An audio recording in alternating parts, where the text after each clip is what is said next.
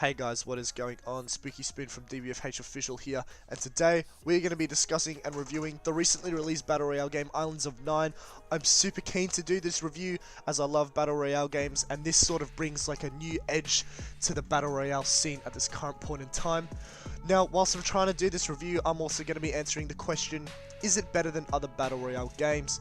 Whilst I realize this question is mostly biased to opinion, I'll still be providing reasoning and examples to back up what I'm saying.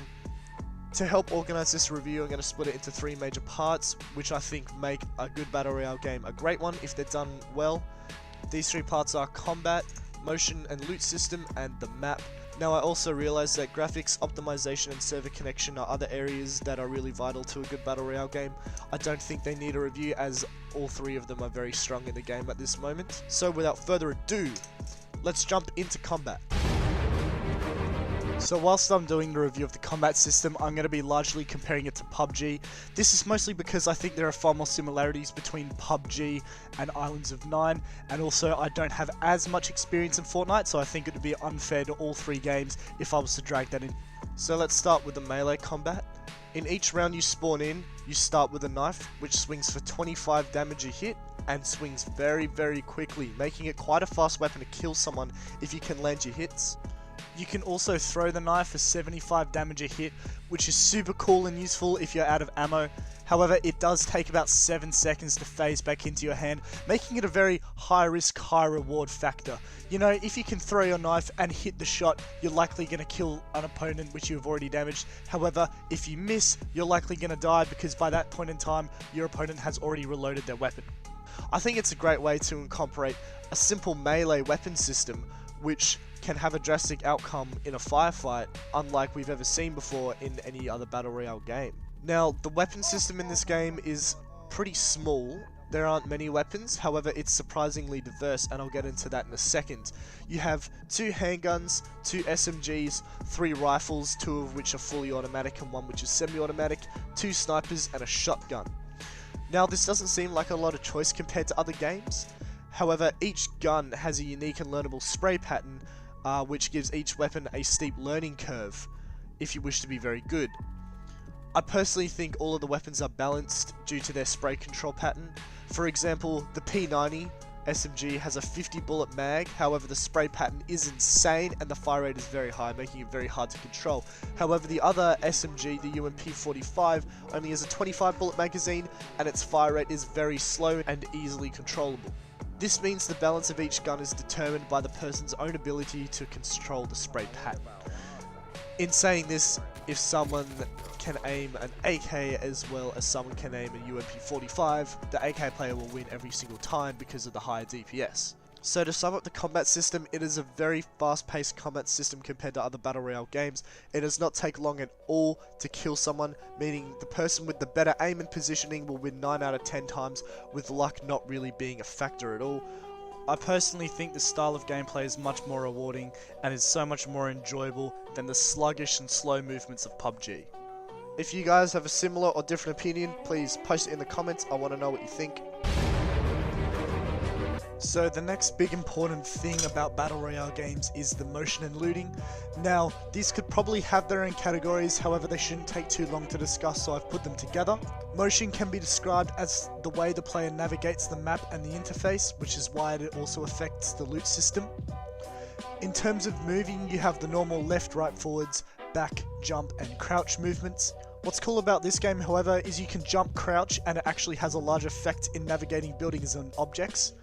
For example, a player needs the skill of jump crouch to exit a window of a building, which helps them move around quickly and effectively. Personally, I love this feature, I think it's very fun to use. Sprinting is easily the fastest way to move around the map, however you have to be careful because you can only sprint whilst holding forwards, meaning you can't sprint in circles and do insane 180 sprint turns. This may seem like it would be difficult to see what's going on around you, however, there is an absolutely amazing feature which I've missed in games for so many years and I love it so much, and it is that you can sprint, jump, look to the left, look to the right, turn around, do a 360, land forwards, and keep sprinting without even repressing the sprint key. You just keep the sprint going and continuous. I absolutely love this feature because it keeps the game flowing and moving very quickly, especially if you have a couple of skilled players who can pull this move off.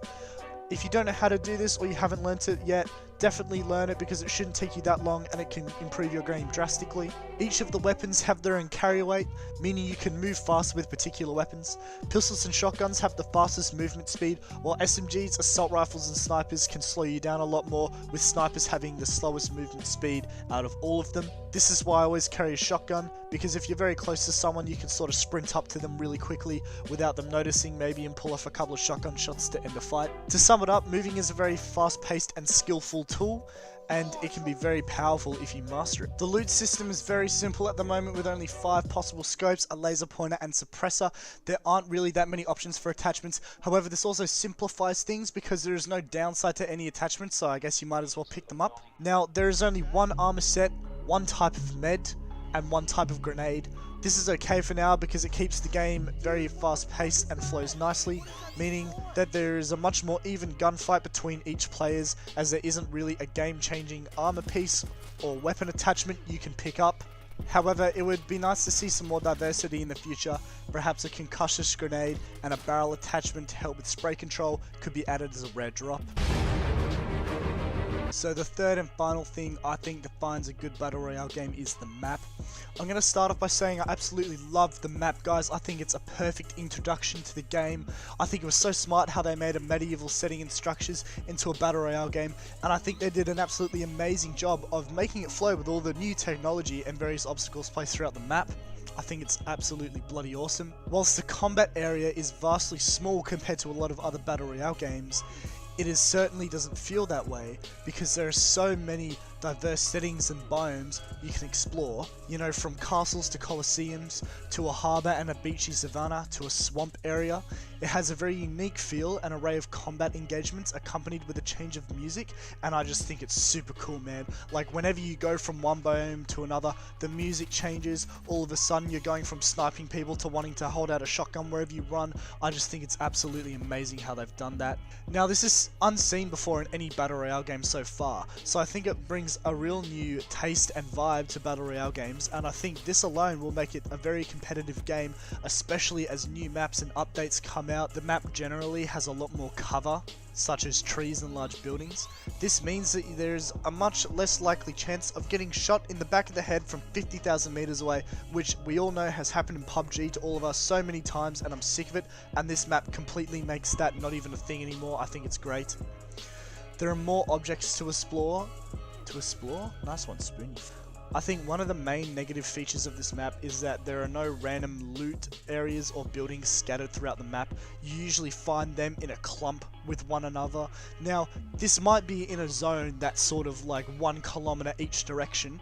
However, once you exit that zone, there's not just like one building sitting in one random spot where you can go find guns and whatnot.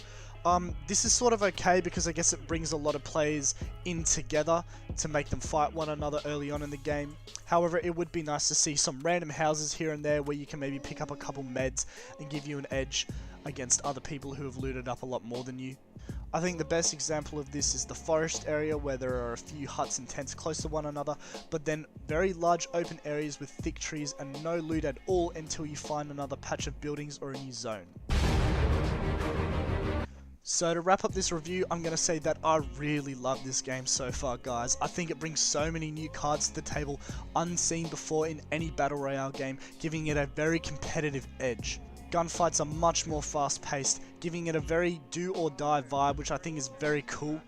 This doesn't take away from the tactical side of things like positioning and movement. However, in this game, it's just done faster. You know, there's a lot less hiding and waiting for the zone to move to one spot to another, and a lot more moving around for high ground or a better location to outwit your opponents. It'd be great to see a more diverse loot system in place in the future. If anything's dragging the game down, it probably would be that. If you're into fast-paced shooters and want to try a Battle Royale game, please give this one a chance. It is so amazing. That being said, if you also love Battle Royale games, you have to give this one a try. It is so different to anything you've ever played, and you honestly will not regret it. I think this game has a very bright future ahead of it, and I'm also really excited to see what the future holds for Islands of... I'm so keen for the first update. I have no idea what they're going to do, but whatever it is, it's going to be amazing, guys. Please stay tuned for more, because it's going to happen and it's going to be big. This has been Spooky Spoon. I hope you've all enjoyed this video, and I'll see you in the next one.